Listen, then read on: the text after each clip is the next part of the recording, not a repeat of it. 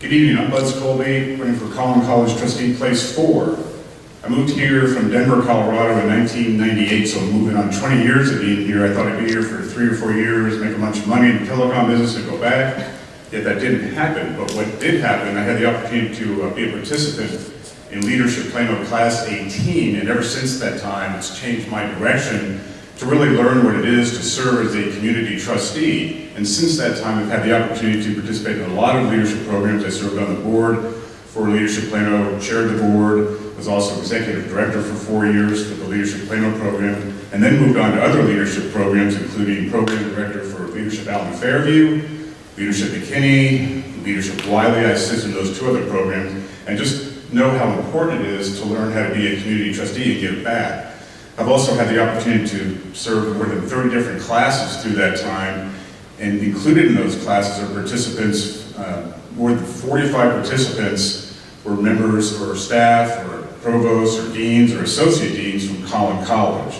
I've also had the opportunity to serve on the board for City House when we built my friend's house.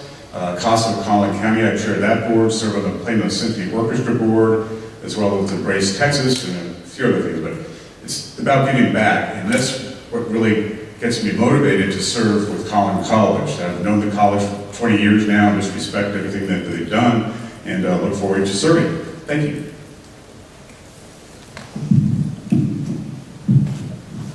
My name is Tim Chappell. I'm running for Place 6 Board of Trustees. My wife, Peggy, and I are longtime residents of Collin County. For over 30 years, I've been a pulmonary critical care physician here in the county. For over the last 28 years, I was the medical director of the respiratory care program at Collin College, and I'm part-time faculty. Your Collin College has one of the top 5 respiratory care programs in the country out of 235 programs. In the last 2 years, Governor Abbott appointed me to the Texas Medical Board in Austin, where I serve for respiratory care practitioners. So I think I have a fairly unique perspective on healthcare in the state, the county, and locally. And I think I have a particularly unique perspective on healthcare education at the college.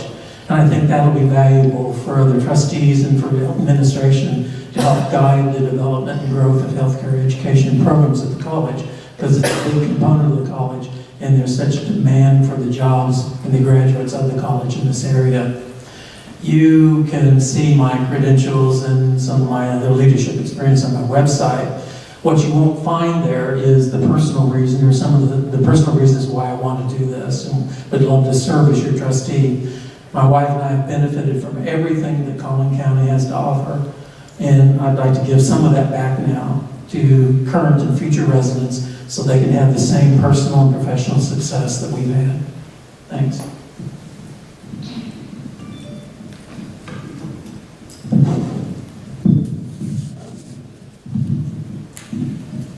Good evening. I'm a little under the weather, so I'll try really hard to speak loudly and clearly. I apologize.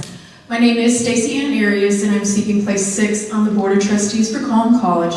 I have over 30 years of serving families in the state of Texas. I started off as a youth pastor for a Baptist church in Lubbock, Texas, and moved here as quickly as I could to assist with individuals in CASA and multiple different organizations throughout the county. I've also served as president of economic development for Salina, and I'm currently serving as the president of the America's Chamber of Business for McKinney, Anna, and Melissa. I also own a consulting firm. We do education consulting. We work with K through 12 institutions as well as higher ed institutions and companies in the county to really bridge the gaps between ISDs, higher ed, and corporations to provide a more streamlined for students to go from education into the workforce. More importantly, I have 12 years plus on the Collin College Board of Trustees. I came on as a Collin graduate, and most of my, a lot of things that I could talk about is I lowered the tax rate to the lowest in the state of Texas. We're currently at the 2nd lowest, so there's some work to be done. Also froze tuition and really looked at our overall programming and cut in areas that we did not need to be expending revenue and put it in places that we did. I would love the opportunity to serve again. I know I have more to offer to the seat, and I would be honored for your vote. Awesome, thanks very much. We're all keeping to the time limits. The question will start with Mr. Chappell, Dr. Chappell. And we talked with Senator Paxton earlier about SB2. That's the first question. Do you support HB2, SB2, the bills currently being debated in the Texas legislature that, as she said, would create a trigger, an unknown rate, a trigger for a local election for taxpayers to have opportunity to improve tax increases above that certain percentage rate? So basically, what's your position on HB2 and SB2? And why? I support it. I support it. I think the college has demonstrated the ability to manage prudently and keep the tax rates low, and have been cautious with tax dollars. Prudent of their tax dollars. Prudent with our tax dollars. And if there were limitations on revenues, I think the board would be able to make those adjustments just like every other public entity would have to do with their tax monies. So I would support it. I pay taxes too. Thank you. Serious? I absolutely support tax relief for our property owners. As a property owner myself, my husband who just moved here was flabbergasted at the amount of taxes he was paying. We remain the lowest on your tax bill. We will always remain there. When and if we have some challenges, that's our job as trustees to figure out how to navigate through that. We went through some tough times with some appropriation cuts in the past. And I was part of those difficult decisions on where to make the changes within our own budget.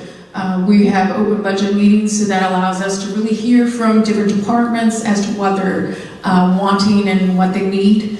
And that gave us an opportunity to really see where we needed to shave, what was a necessity versus a want.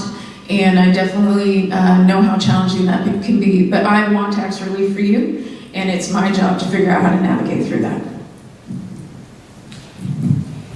Tax relief is very important, and as a trustee for Collin College, if elected, I believe we have to be fiscally conservative about that and really watch what we're doing. Collin College has always done a great job with their budget and watching their finances, and with a current tax rate of 8 cents per $100 value to a home, if you have a $300,000 house, that's only $24 a year for what you get out of it. So it's a great opportunity, and one of the lowest tax rates in community colleges in the state of Texas out of 60-some community colleges. So they're smart what they're doing, they're fiscally responsible for what they're doing, and I support them moving forward that.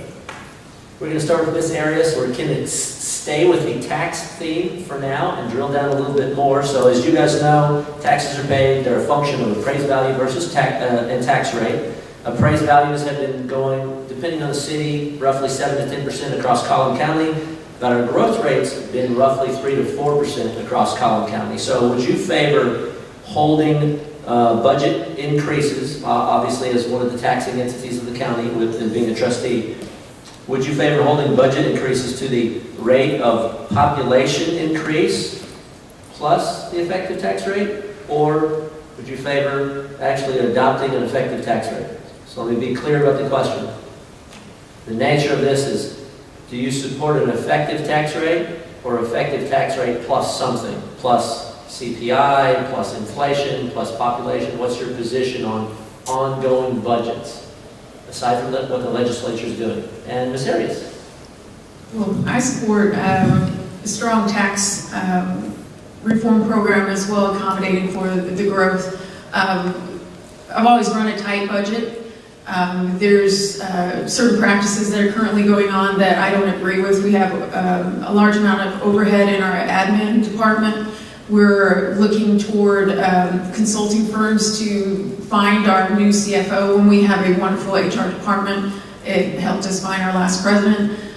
There are areas that we can cut to navigate through the entire fluctuation of and where we end up with our tax bills. But really it comes back to being an informed trustee, knowing how to navigate through a tight budget, and really make the decisions that are necessary to accommodate. If and when we have a surplus of funding, that does not mean we need to spend it. In fact, I've created healthcare funds to offset any healthcare deficiencies that we may have for our faculty. M&O funds. These are ways for us to accommodate for any shortages that may ever come up, which they always do. So being a fiscally responsible trustee is what I'm about.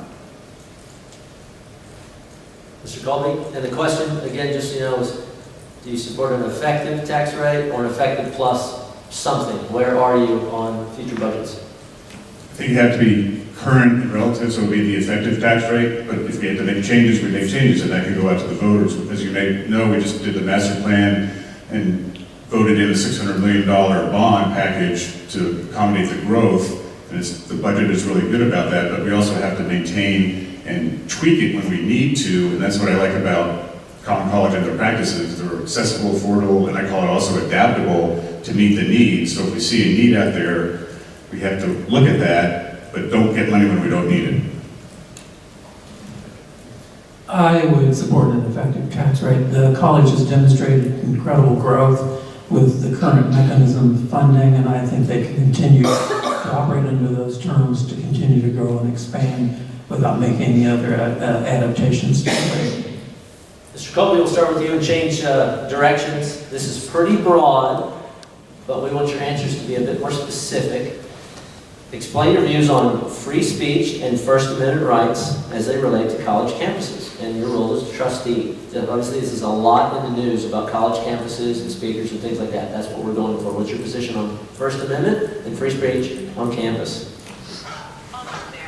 The First Amendment on free speech can be a little bit ambiguous. There's been many court cases regarding free speech and so forth. I believe in free speech. I believe we have that ability to do that unless it's any kind of hate organization or causes harm or injures somebody, but you can't do it that way. I do a lot of work in my business as a leadership development coach and in civility in the workplace, and actually I'm a global certified professional etiquette protocol and civility a certified person, and in that we studied T.M. Forney, who's the father of civility, and at Johns Hopkins he wrote a book called Choosing Civility, and he looks at 3 different things.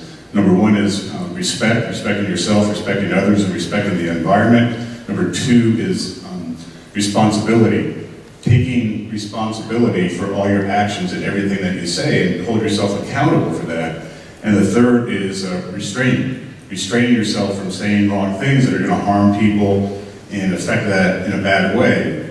Incivility in the workplace costs U.S. corporations more than $300 billion a year by treating people poorly.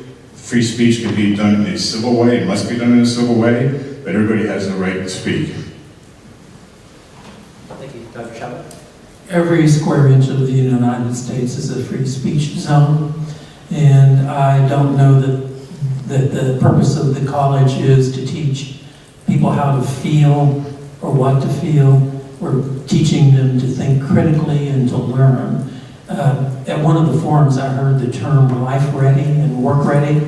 Part of the college experience is you're thrown into with people who are completely different from you, different ages, different goals, different life expectations. Some of them work, have kids that they're worried about. You may not like them, they may not like you, you may not agree with them, but you have to learn to interact with them, you have to learn to deal with them, because you need to be work ready and you need to be life ready when you leave the college. Because when you get in the workplace, you don't get do-overs, you don't get mulligans. And the college is where kids need to learn, people need to learn civil engagement and speech on the terms that it's free everywhere.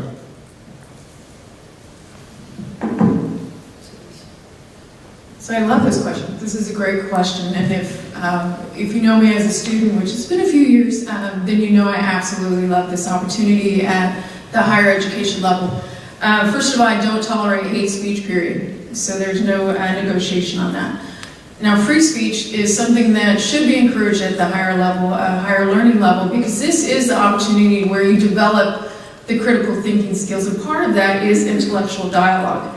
As a student, I posted, you can ask any of the trustees, well, definitely some of the long-term trustees, because they'll remember this, some panels that I put up on the campus. And I had different topics from that were really volatile, and they still are, abortion, immigration. And they were just these huge yellow panels that allowed the students to walk by and write their opinions on these panels. Now, I admit there were some that were questionable, but really our psychology department was able to take all that data and put it into some research that they did. And it gave us an opportunity to really learn a little bit more about our student body, what they were thinking, where they were going, and maybe where we were strong as an institution and where we lacked. I think it's important for our students to know how to verbalize, how to hear different opinions, and to be able to process that in a very intellectual way. So when they do hit the workforce, they know how to work with different team members. They know how to work with different countries. We are so multicultural that we do need to know these skills. So I encourage free speech. There are definitely ways to do it in a constructive way, but I think at the higher education level, this is needed. Well, we're going to call an audible now, since those were very interesting answers. I want to delve into a little bit. You mentioned the word hate speech. You talked about civil discourse, and your quote was, you don't tolerate hate speech. So you know the nature of this and why we ask these questions is one person's definition of hate and hate speech is different from another's. So is there speech or hate speech that is not physical or physically harmful that you would not tolerate on the campus? Meaning, would you make rules about that? That's the nature of what free speech is. We just want to get where you are on this issue of hate speech. I'll give you examples if you want. Someone was just jailed in Canada because they misgendered somebody. And that's crime in Canada, and it is beginning in certain states right now, that you call it hate speech. So there's your example. Mr. Colby? You mentioned physical harm, but I think of emotional harm when something like that happens, and that's not necessary. And we're going to delve into the not necessary, but what I need to know, and what the audience needs to know is, would you do anything about it as a trustee? We might not agree with someone, but would you take action as a trustee to not allow hate speech, something you felt was, as you said, emotionally harmful? Yes, I would. Okay. Dr. Chappell? Of course, purposely hateful and mean speech is not an acceptable civil discourse in any circumstance, particularly in a college campus where we're supposed to learn how to interact and deal with people who we disagree with. So if someone was repeatedly offensive to other students or other people, I think they would be pulled aside and probably be talked to. But in a global sense, whatever happened to the idea of just ignore someone, walk away. Don't give them an audience for what they're saying. I mean, take responsibility for your own reaction to the speech by just discontinuing the conversation, moving on, and not trying to categorize it in as a purposeful, deliberate, hateful comment when it may just be a simple disagreement about an opinion.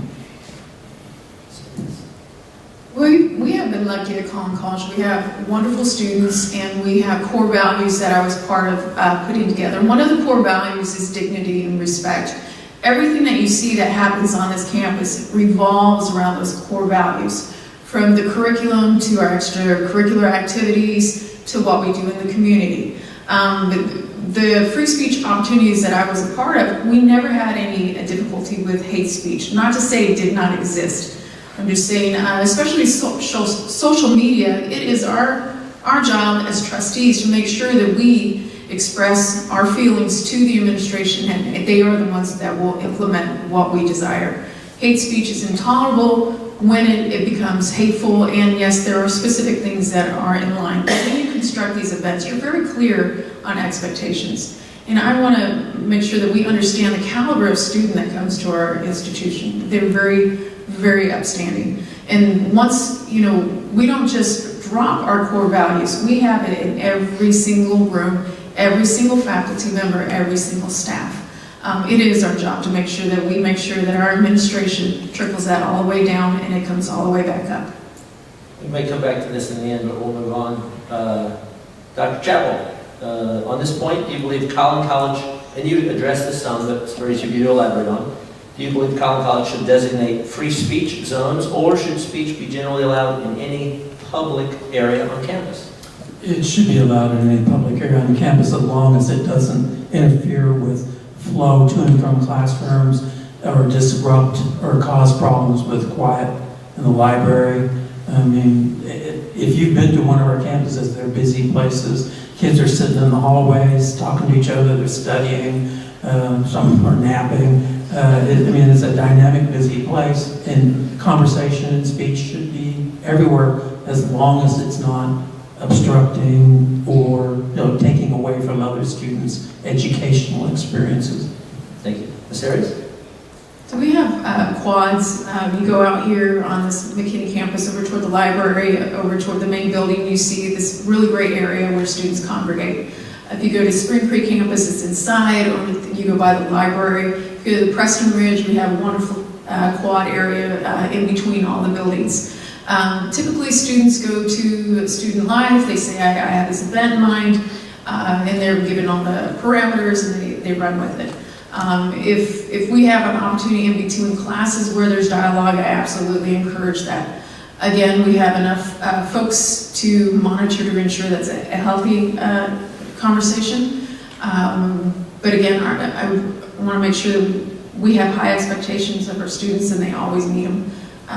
We should encourage dialogue, but there are parameters and we are very good at stating what those are. So I may have missed it. So do you support free speech zones or do you support free speech generally on campus? I may have misunderstood that. I just want to make sure that we're clear what the question is. I think our students should be encouraged to voice their opinions wherever they're at. Our faculty do. Thank you. Yes, sir. I agree as well. I think you should not have designated areas for free speech. It's like having a designated smoking area or something like that. Oh, I got to go over here to do this or something like that, or 25 feet away from the building. I believe in the freedom of choice for people to have dialogue wherever they want it, as long as it doesn't cause harm to anybody, and have those conversations because it's important. One of my focuses is, as a business owner, my vision is a coach for everyone, and that's just simple words. Federal Express has the world on time, so my focus with Collin College at this time is also a college for everyone with 100% diversity opportunities, and that includes freedom of speech, not in designated areas. Thank you. Ms. Arias, explain your views on the Second Amendment as it relates to Collin College, and do you support more or less restrictive license carry and firearms on campus? For example, do you support the Marshall Plan and the position of the trustees that they took regarding that plan just recently, I think a few months ago? I respect the decision of the board, and I don't take it lightly. It was a difficult decision. However, it may not have been the one that I would have taken. The paramount issue here is safety of our students, our family members, our community members that come on campus, and there are quite a few things that we could do in addition to the decision that the board made. It is not easy. I don't think anyone in this room can venture an answer as to how to solve this worldwide epidemic of mass shootings. It's scary. It's scary for us as trustees. It's scary for you as community members. As an incoming trustee, I want to make sure that we do everything we can outside of just the Marshall Plan. I want to improve the training perimeters put in place. The policy states 80 hours. I know that trustees had mentioned a little bit more than 80 hours, but we know this is a difficult situation for anyone that is going to be trained to conceal and carry. Once you're in that situation, it's a completely different environment. It's tough to train for it. So I want to make sure that we have a solid plan going, moving forward to make sure that we don't, I love being the leader in many things. This one's a tough one for me. So we want to make sure that we do everything we can to prepare those that aren't carrying and hopefully never in the position to use. Just call me in real quick just to reiterate the question. Your views on the Second Amendment as it relates to the college, and if you support more or less restrictions on license to carry, campus carry. I support what the Board of Trustees voted on 5-4 to implement the Marshall Plan. I served on a number of boards, and what I've learned that once you have the dialogue, you have the vote, perhaps you don't agree with it, yet you have to be an advocate of it no matter what, and go with the majority vote and support it 100%. I believe if implemented correctly, the Marshall Plan will be effective and efficient as long as it's done properly with caution and after precaution and more caution as well, just make sure it is implemented in a proper way. In 2017, the board approved a security program which increased the signage, increased emergency phones, and lockdown rooms and things like that. So they already got a good start on the security and the safety of the staff, administrators, and faculty, and this will just add value to that. Was there a second part? Well, we're trying to get at if you would support more or less restrictions than they currently have.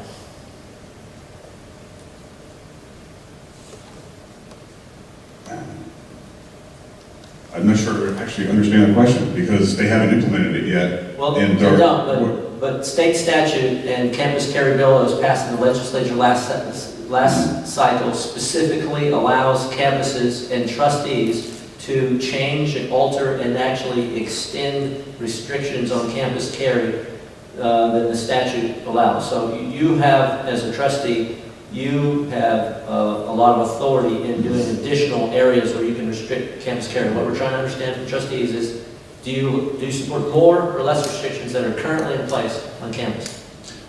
I'd say make it less restrictive and make our own decisions at the college to different areas. So like maybe the libraries or other areas, I don't know the specifics of what I would do with that, honestly, but I believe it's good that we have the option and the freedom to make that decision at the board level. Thank you. John? I do support the Second Amendment. It was SB 5 that gave campus carry for concealed weapons, so that's state law, and the board really doesn't have the ability to overturn that. So guns are on campus with people who have CHL license. I mean, obviously they're vetted, they're over 21, and they don't have criminal backgrounds, so they're responsible gun holders. After it passed, I believe the University of Texas basically implemented their plan for their campuses, and pretty much everybody copied that for the implementation, including Collin College. I think the current plan as implemented is reasonable. It needs to be left as it is, and we need to focus on the Marshall Plan to get it working, get it developed, get it going, so that if should one of these horrific events happen on our campus, we have people there to respond. These marshals are not CHL people who want to help. They're going to be screened, trained, and they're going to be assistants to the campus police to respond, and they will be part of the response when the authorities come to the campuses. We know these events are measured in seconds and minutes. To have additional people coming to the rescue of our students should one of these events happen makes sense to me, because the loss of a life or an injury to a student, a faculty member, anybody on our campuses is so intolerable. I don't know that there really is any other option than to be able to respond effectively, immediately, and completely.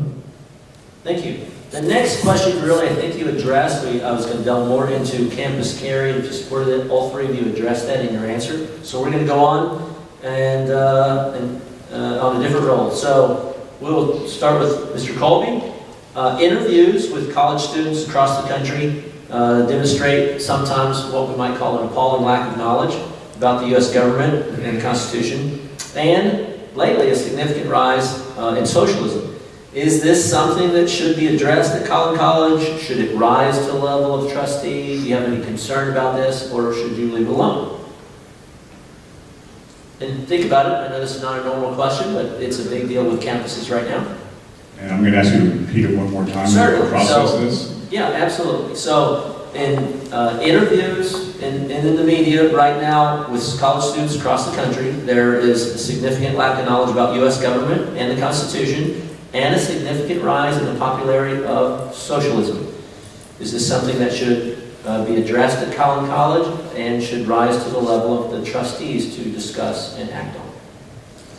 As a trustee, I don't want to micromanage things. I don't think that's our responsibility to just take that vision look and look from the helicopter view. We have great staff and administration who can address those issues and give us feedback on what they believe is the right thing to do. And I looked at the survey that you all did 2 years ago on it. I think it was a 50% split on the socialism issue that I noticed. And it's an important issue, and if these topics come up, we have to address it. Yet I'm not there to micromanage the excellent administrators that we do have on staff. I believe we have to present all sides of every issue and just educate people on the pros and cons and let them make their decision. Okay, Dr. Shaw. I think if you look at it, the Bill of Rights, the Constitution, the Declaration of Independence, English, history, political science, social studies, I mean, it covers so many disciplines. I would ask the administration to review the courses at the college and see that some of those disciplines do include discussions of the Bill of Rights, the Constitution, as part of the coursework, to be certain that that's becomes part of the education and understanding that students have that they maybe did not get in high school. It doesn't hurt to reemphasize it even if they did have it in high school. I'm not going to micromanage and demand a class on Bill of Rights, but if Bill of Rights are not discussed in any of the current courses, I think the administration should take the opportunity to suggest that maybe they could be. Again, English, social studies, history, it's all there in our founding documents, and you can spin it and use it so many ways, teaching prose, teaching history, all sorts of ways to emphasize and get kids back oriented to the founding and the principles of our country. If we do that, then this wave of socialism and interest in socialism hopefully can start to abate again. Serious? The core curriculum is dictated by the state. Our degree plans are dictated and approved by the state. Our core classes revolve, we do have Texas government, we have U.S. government, and we have U.S. history. Those are required. We also have academic freedom. So you're going to have classes that the faculty may discuss socialism more in detail in their class versus another class. And that's a wonderful thing about higher education, and sometimes it can be a difficult thing. But overall, we encourage academic freedom. Now, I've noticed with students incoming into higher ed that their lack of knowledge of the U.S. government comes from the high schools, even in middle school. When they're going through and they're testing on the STAR for the U.S. history, they're lacking the deep knowledge and the lateral thinking that comes with knowing about our U.S. History. So that's not necessarily something that we have power over, but as a parent and a community member, we definitely can go toward our ISDs to see how we can go deeper, but that's not our role as a trustee.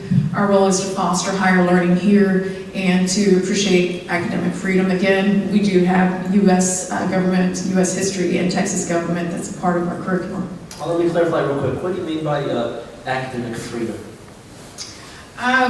So you can definitely have faculty that endorses socialism and discusses it in the classroom, maybe talks about the pros of it in conjunction with what's taught. I know any college grads in here, you have some faculty members that love to talk and share their opinions. Again, this goes to the freedom of speech and intellectual dialogue and being able to make up your own mind as an individual. Would that, and you guys can engage as well, would that include a professor advocating or supporting in particular, like socialism or Democrat versus Republican, or Republican versus Democrat, that would be included and okay for academic freedom? Actually, it falls exactly under academic freedom. Okay, because that's why I asked one of the questions. Actually, your professor that does teach here, American government, specifically advocates for one party and socialist principles. So that's okay, but it would also be okay if another professor advocated for the opposite. That's within their guise as a professor. They can go both ways on those things. Absolutely. Okay, you guys, gentlemen, can. As long as it's balanced. And Well, two of the mission statements for Collin College is to strengthen character, to challenge the intellect, and by providing the appropriate classes regarding these issues, that would meet those standards. You have to challenge your intellect and learn about all these things to make a wise decision. as long as it's balanced, is your statement. Okay, Dr. Chapman. It has to be balanced. I mean, if students don't hear about socialism, how do they compare it to our current government? So they need to hear both sides of the story, but it has to be balanced. It can't be favoring one side only. Thank you. I think, I may have missed, I think you're next, because I may have gotten out of order here, but the next question, what is the role of the Board of, how do you view the role of the Board of Trustees in overseeing student government decisions, if any? And I'll give you a quick example. There's the University of California student government voted to take down the American flag from their college lobby. Is that something that they should be able to do? Would the trustees step in on that? How much authority would the trustees take on student government decisions? Or if any? That's an interesting one. You know, we are at the macro level. We hire a superb president who in turn hires a superb administration. All of our campuses fly the American flag. All of our campuses will continue to fly the American flag. But when it comes down to how to deal with the Student Government Association, that is an administration issue. Okay. It's an administration issue, and I'm very conservative about flag etiquette. As a matter of fact, I was at a forum last week where the flags were reversed and in the wrong order, and I actually went up there and turned them around. Catch, excellent. Well done. I'll believe that, and actually, Amen. at football stadiums or baseball games, it's not proper etiquette to have the flag horizontal. Thank you. As a trustee, I've got pretty much one constituent, and that's Neil Mackin. And the board needs to come to a consensus and agree on how we approach Neil and how he's running the university, the college, through his administrative staff and faculty. If events like that were to occur, I think that falls under free speech. It falls under just plain wrong. And I would hope that our board would come together and say no. Thank you. We're going to give you a softball to finish the main round of questions, and then we'll go to lightning round. And then the softball is, the softball is, tell us what you think the primary role of the trustee is, and maybe one thing that you think is most significant you'll face as a trustee. Primary role, and one thing significant you'll face as a trustee. Yes.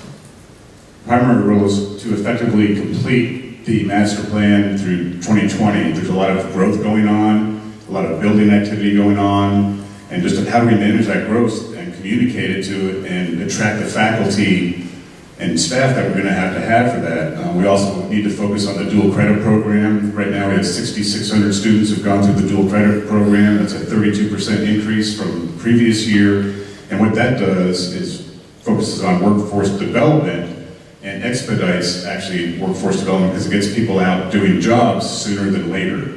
I visited with a senior at one of the ISDs recently. She was 1 hour short to get her 30 hours, and when she gets that and graduates, she will be a sophomore at Collin College. So that expedites the whole process and helps for the workforce development issues that we face.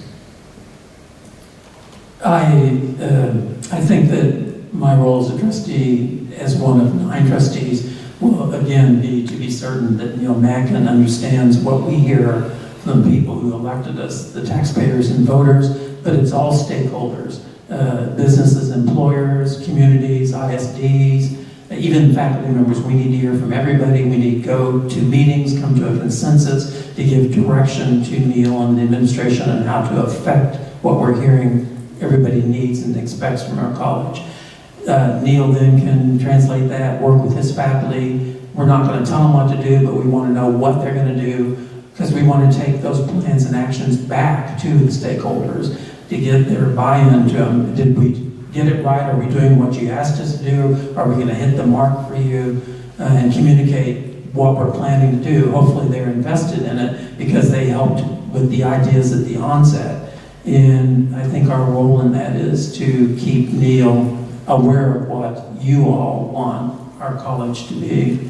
As a challenge for the college, I think the challenge is going to be having students in seats in the buildings because online education is on the move, and it's going to be a huge competitor for everybody, including Collin College. And we need to continue to expand the virtual campus to compete. We need to continue to have courses that are unique to and programs that are unique to the college, like healthcare. I mean, I don't care how many times you watch a video about starting an IV, someone's got to do it on a human being over and over again in practice. So it can't all just be online. And I think that's the strength of the college that we need to keep emphasizing, because we do have hands-on training. Our role as a board is a governing board. We work with the budget. We're in charge of visioning. We're in charge of hiring, firing, and evaluating the president. And some of the challenges that are going to come up is how to accommodate the growth, the job force needs. We've got some wonderful programs in place, but are they effective enough? I know Buzz mentioned our dual credit program. We have actually 700 district-wide or county-wide involved in this wonderful program out of 175,000 high school students. That to me means that we have some areas to work on. The college has not been able to provide retention rates, success rates, matriculation rates. Are they coming to Collin? Are they entering into four-year, or are we losing them? Retention rates are important for me to make sure that we're doing a good job with this program. Right now, they're core classes. We do have a health science academy in Plano. I hope to expand that county-wide. Workforce needs are growing as we speak. Lots of them are contingent on technology. Are we meeting those needs? No, we're not. We need to be, as a trustees, that's where there's a visioning component comes in. We need to make sure that we're looking 5, 10, 15, 20 years down the road for my children, your children, our grandchildren, to sustain our economy here, to keep them here, to really build up our county for us. Thank you very much. That's the completion of our primary questions. We're going to do a lightning round. I have 10 of them here. I'm writing in another one. But they're not intended to be gotcha questions. They are genuinely not. I'm going to be very clear. I'm actually going to put them on the screen so the audience sees them as well. If you want me to repeat any question, that's more than fine. And what we're looking here is a yes, no, or a pass, and then absolutely feel free to use your closing statement to address any that you have concerns about. So if we could, for continuity, if we would start with Ms. Arias and just go down the line for each one. Yes, no, or pass. Question 1, and some of these are follow-ups of our question and some are new. Do you support the creation of free speech zones on college campuses? Ms. Arias? No. No. No. All right, see, this is going to be pretty straightforward. Number 2, do you foresee having to support any effort to raise the Collin College tax rate during this coming term, if you win? Do I anticipate it? Yeah, do you foresee having to support, that's great, here, we'll put these on there. There you go. You like those? Do you foresee having to support an effort to raise the Collin College tax rate during this first term that you're on, or this coming term? Yes. Okay. No. No. Number 3, would you, and there's going to be 2 versions of this, so to be clear, one's stricter than the other. Number 3, would you commit to vote against any budget over the effective tax rate plus inflation? Let me repeat it again. Would you commit to vote against any budget over the effective tax rate plus inflation? Yes. No. No. Number 4, would you commit, this is very similar, would you commit to vote against any budget over the effective tax rate plus the trigger rate adopted by the legislature? Understanding you don't know what the trigger rate is, but it's going to be adopted by the legislature this year. Do you commit to vote against any budget over the effective tax rate plus the trigger adopted by the legislature, Ms. Harris? Yes. Yes. Yes. Okay? See the distinction there? I like that. That's good. Number 5, do you support free? I'm going to take a pause. Every one of these questions is taken on things that are actually happening on college campuses in the United States. So don't think I'm making these up. These are actual examples that are actually happening. Okay, number 5. Do you support free 2-year college tuition for everyone who wants to attend college? Silly question, but I'm going to ask it. Do you support free 2-year college tuition for everyone who wants to attend college? No. No. No. Number 6. This will be fun. I have 1 through 5 up there, right? You like number 6?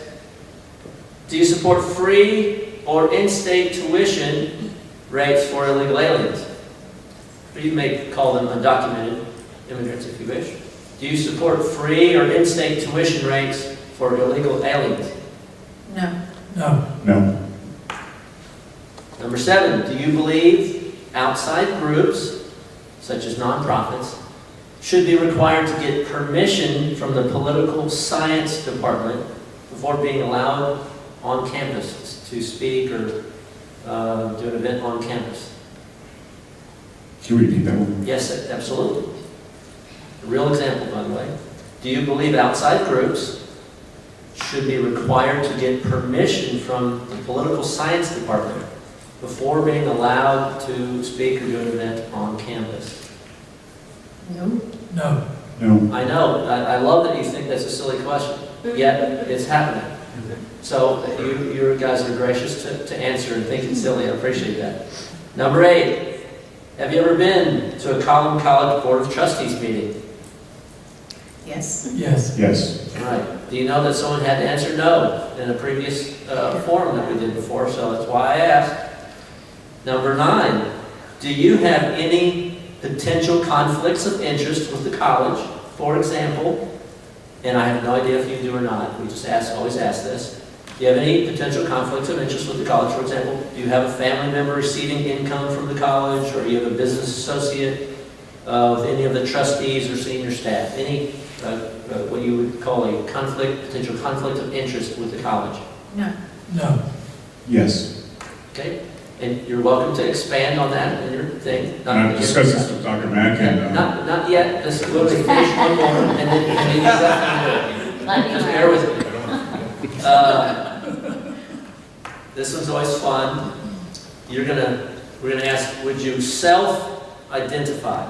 We're not gonna identify you. Would you self-identify either your political party or political belief system? It's whatever you want. Republican, Democrat, Independent, Conservative, Liberal, Communist, whatever you want. Self-identify in maybe 3 words or less, or a sentence or less. Serious. I'm a compassionate fiscal conservative. Excellent. Conservative Republican. Conservative Republican. Okay. I'm gonna, with trepidation, I'm gonna ask one more because I really need to understand where we are in this free speech component here. And since this is happening, I haven't even written it down, but would you consider misgendering someone as hate speech? If I, One word, or can I expand this? we'd like to do one word. This is a new question, so I tell you what, because we have time, I'm going to have to start. Would you consider misgendering someone as, I'm not trying to catch anyone, but this is directly related to free speech. So I'll give you, let's say 30 seconds for each one of them. Would that be fair? Sure. Okay, go ahead. I think there's a lack of context here. I think if the individual specifically stated what their gender is, but I made it an obnoxious point to go against what they've requested of me, and it causes emotional harm, then yes, it would be considered hate speech. Thank you. No. The definitions and the terms are slowly evolving. I don't think someone should be held accountable if they don't understand it or aren't keeping up with terminology. If it's intentional, that would be an issue. If it's an accident or unintentional, it'd have to be addressed that way. Just how do you understand it better? Okay, and and I appreciate that very much, guys. And this gives context to us if we have concerns about how that is addressed, since this is really an ongoing national debate. Thank you very much. What we'll do, we're going to have a closing statement. You may certainly applause. Let's do this, since we did that in the end. Let's give them 2 minutes for a closing statement each. Who did I start with originally? And then I start with you. Why don't you start with your closing statement, and we'll go down the line. Thank you so much. 2 minutes. I did want to remind you that we serve a 6-year term. So when we have the question about if the tax rate were to come up where we need to raise it, realistically, yes, we will have these conversations. It's inevitable. We're a growing district. Is it something that I want to do? Absolutely not. I've worked well in the past on not raising the tax rate. I don't intend on changing that. But will that conversation come up? Absolutely. The 6 years is a long term. Again, my name is Stacey Ann Arias. My lovely daughter has joined me. She went through Collin and participated in lots of programming here. My son has attended as well. What I bring back to the board is what I've done in the last few years is really got back into the trenches of K through 12. And I've also taught at the higher education level.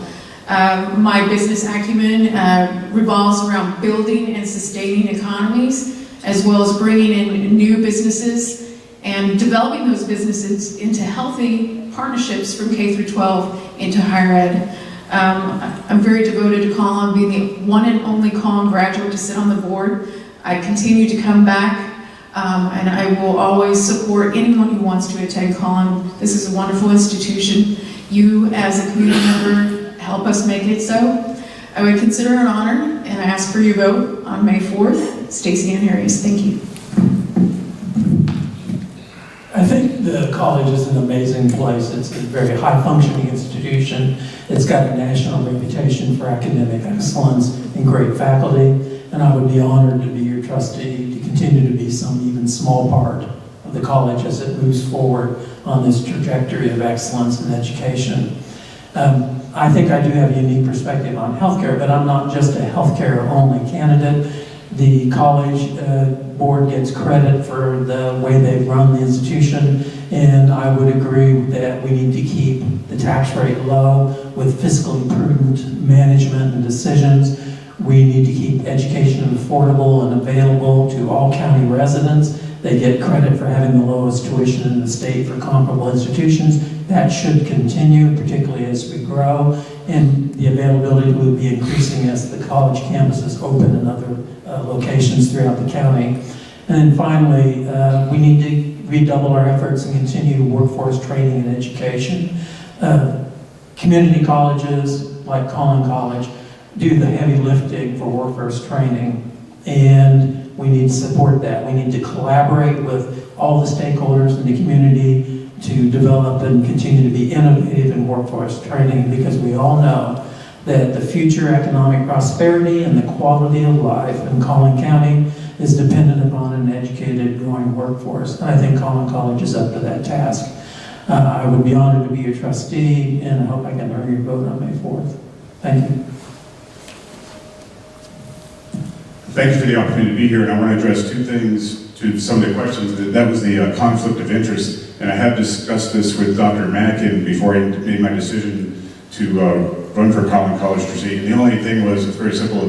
One of my clients is one of the architecture firms for Collin College, and the building and so forth, and what I've done before, when I have a situation like this, I just simply recuse myself from the conversation. So that's basically the only conflict of interest I have. In addition to some of the nonprofits I've served on their boards, I'm also a proud member of the North Texas Pioneers Rotary Club, and have been attending Christ Church Plano since I moved here in 1998, and has served on their vestry leadership team for 4 years during difficult times with the Episcopal Church and the Anglican Church. And we did split off and go to the Anglican Church, the more conservative church as well.